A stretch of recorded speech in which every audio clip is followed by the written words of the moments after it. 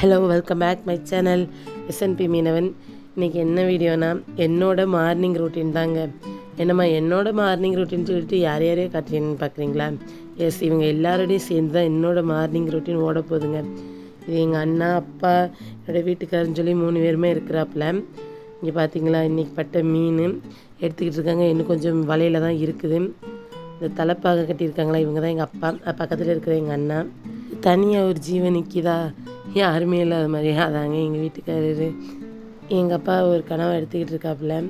அதாவது மீன் எடுக்கிறது மிகப்பெரிய ரிஸ்க் என்ன தெரியுமா? கைக்கு சேதாரம் ஆகக்கூடாது. அதனால் பொறுமையாக பார்த்து எடுக்க வேண்டியது இருக்குங்க. ஆனால் கனவாக்கு அப்படி ஒரு பிரச்சனையே இல்லை. அது வந்து அல்வா துண்டு மாதிரி, எப்படி எடுத்தாலும் ஒன்றும் பண்ணாதுங்க. அடுத்து இருந்தால் எங்கள் மச்சான் எடுத்துக்கிட்டு இருக்காப்புலையா, இவங்க ரொம்ப டேஞ்சரஸ் ஃபெலோ. இது வந்து சுண்ணாம்பு நண்டுங்க. இது வந்து சேல்ஸுக்கு எடுத்துக்கிட மாட்டாங்க. இங்கே பாருங்களேன், வியூ எவ்வளோ அருமையாக இருக்குன்னு. எவ்வளோ தான் போரிங்காக இருந்தாலும் இந்த இடத்துக்கு வந்தால் ரெஃப்ரெஷ் ஆகிதாங்க ஆகும் மைண்டு. அந்தளவுக்கு வைப்பாக இருக்குங்க. கடற்கரைங்கிறது சும்மா இல்லைங்க. பல உயிரினத்தையும் பல வித்தியாசமான ஒவ்வொரு பொருட்களையும் நம்ம பார்த்துக்கிட்டே இருக்கலாங்க கடலில். இந்த பாருங்க, நண்டு எடுக்கிறதுக்கு எங்கள் வீட்டுக்கார் மணிக்கணக்காக ட்ரை பண்ணுறா, சுற்றிக்கிட்டே இருக்கா. கொஞ்சம் பொறுமையாக தான் எடுக்கணும், இல்லைன்னா கைக்கு புண்ணாகும். அடுத்து பாருங்களேன், வானத்தில் கள்ளப்பறந்து எந்த அளவுக்கு வட்டம் போடுதுன்னு. அது ஏன்னு தெரியுமா? இந்த மீனெல்லாம் எடுத்துக்கிட்டு இருக்காங்களா, இந்த பேத்த மீன், அதாவது பலூன் ஃபிஷ்ன்னு சொல்லுவோம் பார்த்தீங்களா, அது ஒரு சில கலர்ஸ் ஐட்டங்கள் வந்துச்சுன்னா நாங்கள் வந்து தண்ணிக்குள்ளே தூக்கி போட்டுருவோங்க. அதை எடுக்கிறதுக்காண்டி கள்ளப்பறந்தெல்லாம் சண்டை போட்டு ஒன்றுக்கு ஒன்றா மல்லு கட்டிட்டு கிடக்குங்க. பார்த்தாலே தெரியும், ஷேடோ அங்கிட்டு அடிச்சுக்கிட்டு இருக்கிறது. இங்கே பாருங்களேன், எங்கள் வீட்டுக்கார் ஒரு மீன் எடுக்கிறாங்களா. இந்த மீன் பேர் வந்து செங்கனி மீனுங்க. குழம்புக்கு அமோகமான டேஸ்ட்டாக இருக்குங்க. அதனால் பெரும்பாலும் இதோட வேல்யூ வந்து அதிகம்தான். நாங்கள் பிடிக்கிற மீன்லேயே வந்து இது வேல்யூ அதிகமான மீனில் இதுவும் ஒன்று தாங்க. கலர் வந்து அப்படியே ப்ரௌன் வித் கோல்டு கலரில் இருக்குங்க. பார்க்கவே அவ்வளோ அழகாக இருக்குங்க. பெரும்பாலும் மீன் வந்து லைட்டாக மண்டையில் மட்டும்தான் மாட்டியிருக்கும். ஃபுல் பாடி ஃப்ரீயாக தாங்க இருக்கும். அதனால் அது வந்து எடுக்கிறது கொஞ்சம் ஈஸி தான். ஒரு சில முள் அதிகமாக இருக்கும் செதில்ல. அந்த மீன்லாம் எடுக்கிறது கொஞ்சம்ல ரொம்பவே கஷ்டங்க. இது பார்த்திங்களா, பேசிக்கிட்டு இருக்கையிலே எவ்வளோ பறவை வந்து அடிச்சுக்கிட்டு அலையுதுன்னு. இதை மாதிரிலாம் வியூ பார்த்துருக்கீங்களாங்க? பார்க்கலன்னா என்னோடய சேனலுக்கு ஒரு லைக்கை தட்டி விட்ருங்க. அப்படியே ஒரு சப்ஸ்கிரைபும் தட்டி விட்ருங்க. அதோட எங்கள் வீட்டுக்கார அடுத்த செங்கனி எடுத்துக்கிட்டு இருக்காங்க. பார்த்தீங்களா, எவ்வளோ நேக்காக எடுத்துக்கிட்டு இருக்காங்க. ப்ரெஷர் கொடுத்து மேல் பக்கமாக தள்ளுறாங்களா மீனை. அதை விட்டுட்டு இப்படி கீழ்ப்பக்கமாக தள்ளிட்டாங்கன்னா போச்சுங்க, அந்த முள் ஃபுல்லாக அந்த பெருவிரலை சுற்றி குத்திருங்க. ஐயோ, அந்த கள்ளப்பற அந்த அட்டொழியும் தாங்க முடியலை. உங்களுக்கே பார்த்தாலே தெரியுதா எந்த அளவுக்கு அது வைப்பில் சுற்றிக்கிட்டு இருக்கு. எனக்கு இப்போ பொடிவிலா பிறவு பொடிவிலான்னு இதை வச்சு ஒரு வித்தை நடக்குங்க. மீனை தூக்கி எறிகிறாப்பிலையா, அந்த பாருங்க எங்கள் வீட்டுக்காரர் இறஞ்சார். ஆந்த ஃப்ளையிங்லேயே பிடிச்சிட்டு போயிருச்சு. அது எங்களோட இருந்து அதுக்கும் டைம் பாஸ் ஆகுது, எங்களுக்கு ஆகுதுங்க. இந்த பாருங்களேன், இந்த மீன் வந்து சரளி ஊடகங்க. இது வந்து கொஞ்சம் பெரிய சைஸ் ஊடகம். இது வந்து வறுவலுக்கு சூப்பராக இருக்குங்க.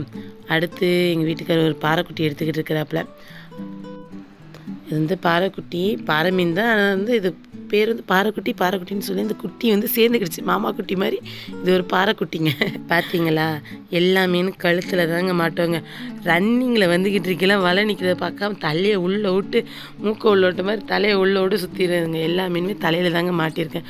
அதை பார்த்து கேர்ஃபுல்லாக மீனுக்கு சைதாரம் இல்லாமல் எடுக்கணுங்க. இல்லைன்னா மீனுக்கு வந்து வேல்யூ இல்லாமல் போயிருங்க. உள்ளே கேன் வச்சு எடுத்து உள்ளே போட்டுக்கிட்டு இருக்காப்புல. அடுத்து பாருங்களேன், எங்கள் அண்ணா எல்லோரும் மும்மரமாக எடுத்துக்கிட்டு இருக்காங்க. இதுக்கு இடையில என்னோடய பொண்ணு வந்து பேன் கேக்கு செஞ்சு கொண்டு வந்தேன்னா அதை அவங்க டேடிக்கு ஊட்டி விட்டுக்கிட்டு இருக்காப்புல. அதே வேலை தாங்க. எங்கள் அப்பாவுக்கு, எங்கள் அண்ணனுக்கு, எங்கள் மச்சானுக்குன்னு சொல்லி எல்லாருக்குமே ஒன்று ஒன்றா ஊட்டி விட்டுக்கிட்டு. ஏன்னா இவங்க வந்து காலையிலே ஒரு 3 மணி 2 மணின்னு சொல்லி வேலைக்கு போயிடுவாங்க. விடியற்காலம் போயிட்டு நைட் காலையில் ஒரு 9 மணி போல் கரைக்கு வந்துடுவாங்க. அப்படி இருக்கல ஒன்றுமே சாப்பிட்ருக்காது அந்த வெறும் வயிறு. அப்படியே பசிக்குமா, ஏதாச்சும் நம்ம போய் கொடுத்தோம்னா அந்த ஸ்பாட்டில் அவங்களுக்கு மைண்ட் இருக்குமே, எப்பா சொல்லவே முடியாதுங்க. அதனால தாங்க ஆளுக்கு முன்னாடி நாங்கள் என்ன வேலை கிடந்தாலும் போட்டுட்டு கடலுக்கு போயிட்டு கரைக்கு வர்றவங்களுக்கு டீ காஃபின்னு சொல்லி எடுத்து வச்சுட்டு இருந்துருவோங்க. ஏன்னா பசி கொடுமைங்க. இங்கே பாருங்களேன், இவன் தாங்க மிகப்பெரிய பைல்வான். கை வித்தையில் இவனை யாரையும் அடிச்சுக்க முடியாது. அதனால் 2 காலையும் பிடிங்கி எரிஞ்சிருவாங்க. ஏன் தெரியுமா, அது கடிச்சிச்சு நம்மளை வந்து கையை விடாதுங்க, சூழியை முடிச்சு விட்ரும். அந்த அளவுக்கு வலிக்குங்க. அதனால் பெரும்பாலும் அதை வந்து கையை ஒடிச்சிட்டு தான் போடுவாங்க. அடுத்து பாருங்களேன், எங்கள் வீட்டுக்காரர் எடுத்துக்கிட்டு இருக்காப்லையா, இது வந்து சங்குங்க, இடமுறி சங்கு. இது என்ன வேல்யூ என்ன ஒரு 50 இல்லை 70 இதுக்குள்ள தான் எடுப்பாப்புல. இதே சைஸில் ஒரு வளமுறி சங்கு இருந்துச்சுன்னா அதோட மதிப்பு அவ்வளோதாங்க, தலையெழுத்தையே மாற்றி விட்ருவாங்க. இங்கே பார்த்தீங்களா கடுக்கானண்டி என்ன சேட்டை பண்ணுதுன்னு, எடுக்கிறதுக்கு அவ்வளோ பயமாக இருக்குங்க. டைவ் அடிக்கும், இங்கிட்டு கை வச்சா இங்கிட்டு 15 வந்து கடிக்கும், இங்கிட்டு கை வச்சா இங்கிட்டு 15 வந்து கை அடிக்கும். அதனால் கடலுக்கு போயிட்டு வர்றது பிரச்சனை இல்லைங்க, அதை கழித்து அதை வலையை முடுக்கி வைக்கிறதாங்க பெரும் போராட்டம். அது இது மாதிரி நண்டு வந்தால் தாங்க பயம், நல்லா கிட்ட கூட போக மாட்டேன். நண்டுன்னு சொல்லிட்டா போதும், அந்த ஸ்பாட்டில் நிற்க மாட்டேன். அதுவும் இந்த கடுக்கா நண்டுனா போச்சு, கடிச்சு விட்ருவான். அடுத்து பாருங்களேன், இது பேர் வந்து கல்வெட்டிங்க. இது பேர் எதுக்கு இப்படி வந்துச்சுன்னு தெரியாது. நல்லா ஃப்ளாட்டாக இருக்கும், கொஞ்சம் நீளமாக இருக்கும். அதை வந்து தொங்க விட்டு பிடிக்க முடியல, ஏன்னா வந்து வழுக்குது, அந்தளவுக்கு இருக்குங்க. இது பேர் கல்வெட்டி, கொஞ்சம் பெரிய கல்வெட்டியாக தாங்க இருக்குது. அவ்வளோதாங்க.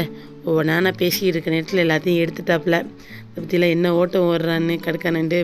இவனுக்கு சீக்கிரமாக சாவே இல்லைங்க, டக்குன்னு இறக்காது, எவ்வளோ நேரம்னாலும் உயிரோடு தாங்க இருக்கும். அவ்வளோதாங்க. எங்கள் வீட்டுக்காரன் கேனை தூக்கிட்டு வந்துட்டார்.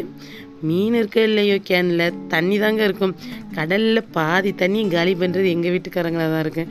தண்ணியை ஃபுல்லாக கோரிட்டு வந்து அதுக்குள்ள மீனை போட்டு போட்டு வைப்பாங்க. சரி மீன் தான் நிறையா இருக்கும்னு சொல்லி போய் பார்த்தோம்னா தண்ணி தாங்க இருக்கும். மேட்டாக்கில் ஒரு 4 மீனை மிதக்கோட்டு வந்திருக்காப்புல. அவ்வளோதாங்க. இன்றைக்குள்ள வரவுகள் இவங்க தான். இதில் வந்து கொஞ்சம் வேல்யூவான மீன் கிடக்காம, அதனால் ஏதோ ஒரு ஏலம் போகும், 500 600 700ன்னு ஓடுங்க. அவ்வளோதாங்க. இதாங்க என்னுடைய மார்னிங் ரொட்டீன். இதை மாதிரி கடற்கரை சார்ந்த வீடியோக்கள் உங்களுக்கு பிடிச்சிருந்துச்சுன்னா என்னோடய சேனலுக்கு ஒரு லைக்கு அண்டு சப்ஸ்கிரைபும் பண்ணி விட்ருங்க. உங்களோட ஆதரவுகள் வேண்டுங்க. அவ்வளோதான். இனிமேல் மீன்லாம் எடுத்து விற்பனைக்கு அனுப்பி வச்சுட்டு அடுத்து இருக்கிற வலையெல்லாம் சரித்து போட்டு இனிமேல் தண்டி வைக்கணுங்க. தண்டி வச்சுட்டு ஒரு 2 மணி போல் வீட்டுக்கு கிளம்பிடும். ஓகே, பாய்.